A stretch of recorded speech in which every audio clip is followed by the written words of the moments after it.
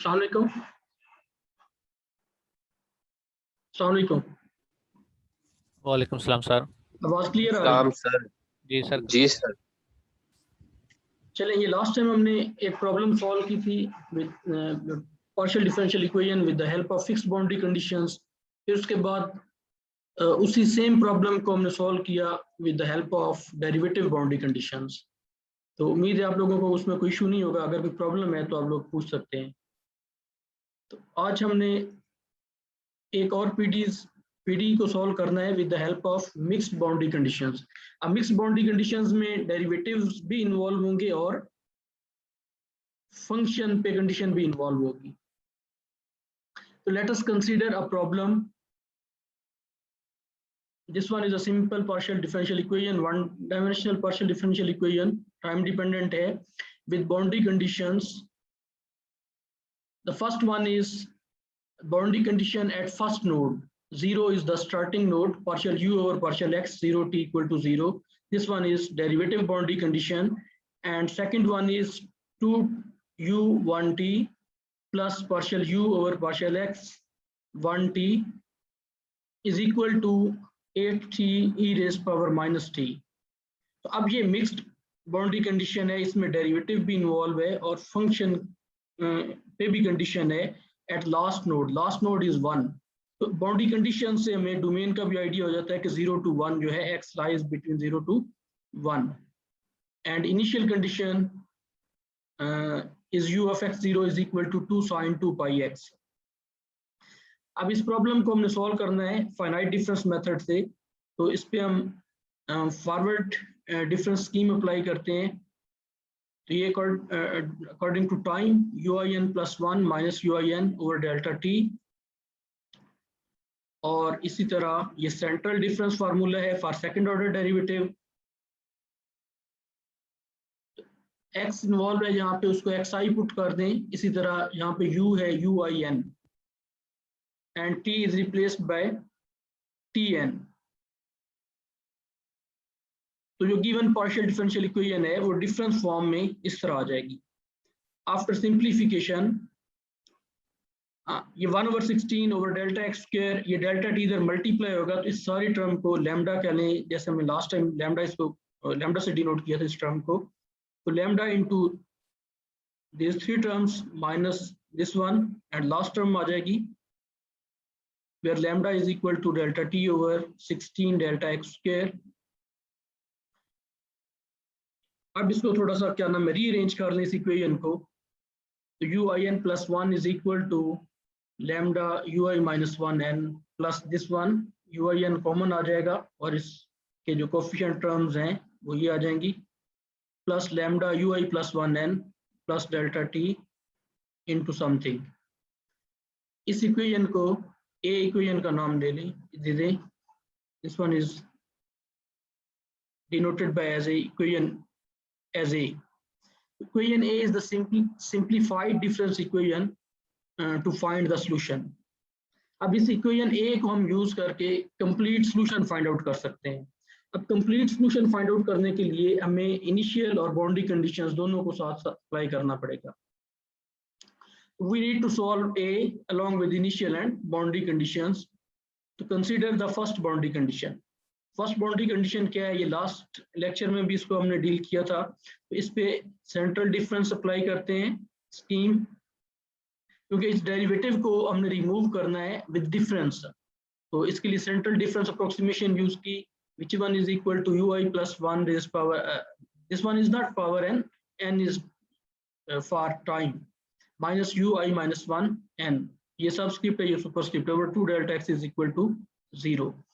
अब क्योंकि ये कंडीशन जो है ये इनिशियल नोड पे है, तो इनिशियल नोड पे ही इसको सॉल्व करना है इस डिफरेंस इक्वेशन को।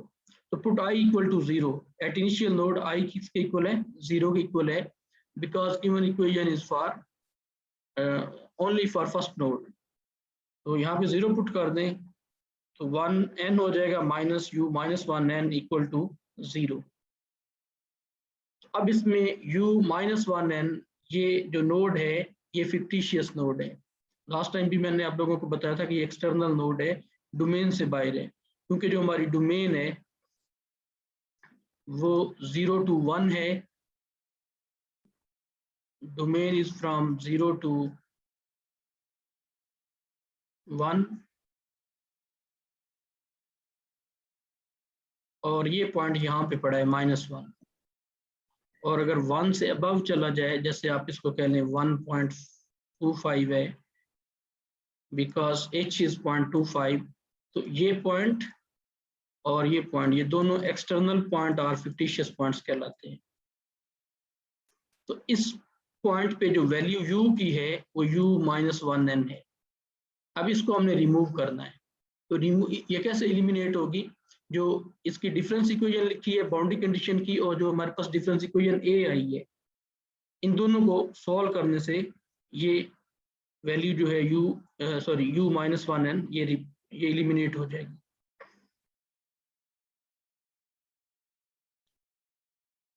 u-1 is value of u at fictitious node.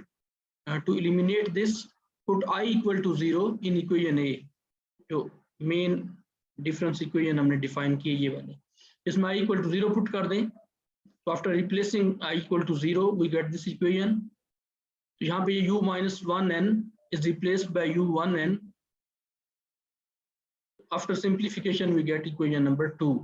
अब जो इक्वेशन नंबर 2 है, ये हर आइटरेशन के लिए हमें सॉल्यूशन u का सॉल्यूशन देगी एट x इक्वल टू 0 पे। This equation is valid only for initial node, not for all nodes.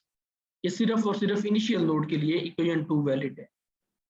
इसके बाद नेक्स्ट कंडीशन है at x equal to 1, 1 is the last end point of the domain.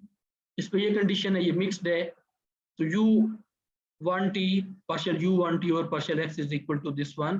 तो अब ये तो already हमारे पास एक सिंपल फंक्शन है u का। अब इस u यहाँ पे डेरिवेटिव इन्वॉल्व है, तो इस डेरिवेटिव को अगेन हमने एक डिफरेंट स्कीम से अप्रोक्सीमेट करना है, which one is known as central difference approximation, same like previous case। तो ये u-1n बन जाएगा, और इस पे सेंट्रल डिफरेंस अप्रोक्सीमेशन अप्लाई कर दी, equal to this one, right side 2 delta x को मल्टीप्लाई कर दें। अब ये जो कंडीशन है ये किस नोड पे? लास्ट नोड पे है। अब हमने डोमेन के टोटल जो है 4 पार्ट्स किए हैं, तो i इक्वल टू 4 पुट कर देंगे फॉर लास्ट नोड। ये डोमेन को मैंने डिस्क्रिटाइज किया हुआ है यहाँ पे, i equal to 0, 1, 2, 3, 4, 0.25.5 and so on। Put I equal to 4 in this equation, so 2u4n plus u5n बन जाएगा, ये minus u3n over 2 delta x। After simplification we get the value of u5n। अब u5n जो है ये lies outside the domain, this one is known as the external node। इसको remove करने के लिए इक्वेशन a को यूज करेंगे और उसमें i equal to 4 पुट कर देंगे। Using equation a and replacing I equal to 4 to eliminate u5n। तो a में 4 पुट किया तो ये 4n plus 1 equal to this one आ जाएगा। तो अब इस इक्वेशन में u5n इन्वॉल्व है, तो इस u5n की वैल्यू ऑलरेडी हमारे पास इन फॉर्म ऑफ इक्वेशन 3 है। तो इस वैल्यू को यहाँ पे रिप्लेस कर दें इस इक्वेशन में। रिप्लेस करने के बाद और after simplification we get equation number 4। अब जो इक्वेशन 4 है ये हमें वैल्यू u की देगी सिर्फ और सिर्फ लास्ट नोड पे, not for all nodes. Equation 4 is valid for last node. अब जो इंटीरियर नोड्स हैं, ये लास्ट नोड आ गया, ये फर्स्ट नोड आ गया, लास्ट के लिए इक्वेशन 4 है, इस फर्स्ट के लिए इक्वेशन 2 है, और जो इंटीरियर नोड्स हैं ये 3 नोड्स हैं, इनके लिए हमने इक्वेशन a को यूज करना है। और इक्वेशन a में हम क्या पुट करेंगे? i1, 2 और 3 पुट करेंगे, और टाइम फिक्स हो जाएगा, पहले n इक्वल टू 0 फिर 1 एंड सो ऑन।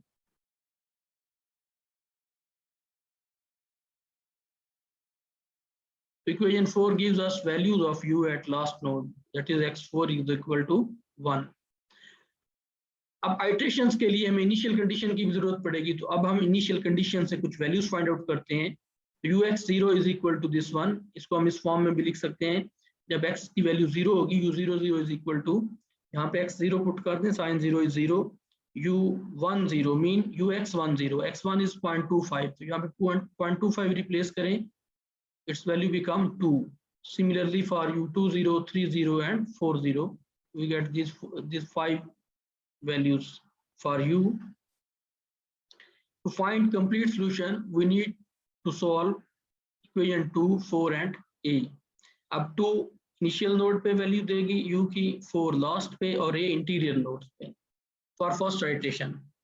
अब फर्स्ट आइट्रेशन में n0 फिक्स कर लेंगे और जो i है वो 0, 1, 2, 3 और 4 तक जाएगा। i इक्वल टू 0, जब i इक्वल टू 0 पुट करेंगे, mean we want to find value of u at initial node, तो इसके लिए फिर हमने इक्वेशन नंबर 2 यूज करनी है, और 2 हम ऑलरेडी सिंप्लीफाई कर चुके हैं, जस्ट इसमें n इक्वल टू 0 पुट कर दें, ये इक्वेशन 2 पर है, इसमें सिंपली n0 पुट कर दें।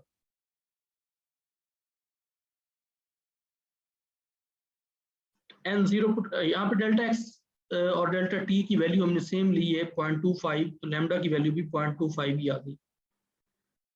i0 पुट किया तो u01 की वैल्यू हमारे पास 1 आ गई आफ्टर सिंप्लीफिकेशन। यहाँ पे u10 की वैल्यू रिप्लेस करेंगे, जो अभी हमने इनिशियल कंडीशन से फाइंड आउट की है 2 है, इसी तरह 00 की 0 है और t0 वैसे 0 है, तो ये दोनों टर्म्स जो हैं ये 0 हो जाएंगी, इस टर्म से हमें आंसर मिलेगा वो इक्वल टू 1 आएगा।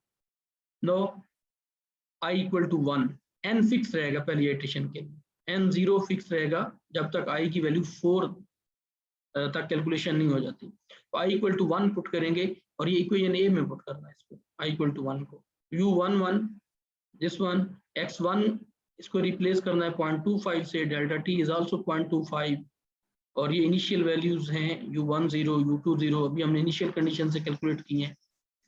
After replacing these values and after simplifying, we get 0.75. Now I equal to 2, u21 is equal to lambda u10, और इसमें x2 is 0.5, और बाकी वैल्यूज ये इनिशियल कंडीशन से हमने फाइंड आउट की हैं वो रिप्लेस कर दें। After simplification, we get u21 equal to 0.5. Now i equal to 3, i3 के लिए भी इसका आंसर जो है वो 0.5 आ रहा है। i इक्वल टू 4, अब i इक्वल टू 4 के लिए इक्वेशन 4 को यूज करना है, a को नहीं यूज करना, a सिर्फ इंटीरियर नोड्स के लिए सॉल्यूशन देगी, 4 इज फॉर लास्ट नोड। ये ऑलरेडी सिंप्लीफाइड फॉर्म में है, जस्ट हमने n इक्वल टू 0 रिप्लेस करना है। 4 1 is equal to 2 into lambda u30 and this expression, और इसमें lambda की वैल्यू रिप्लेस कर दें, 30 की रिप्लेस कर दें, और u40 and so on. After simplification we get u41 equal to 1. तो जो कंप्लीट आइट्रेशन है उसके ये हमारे पास सॉल्यूशन आ गया। अब u01 का क्या मतलब है, x0 और t 0.25, 1 superscript is for t and subscript is for x variable, u11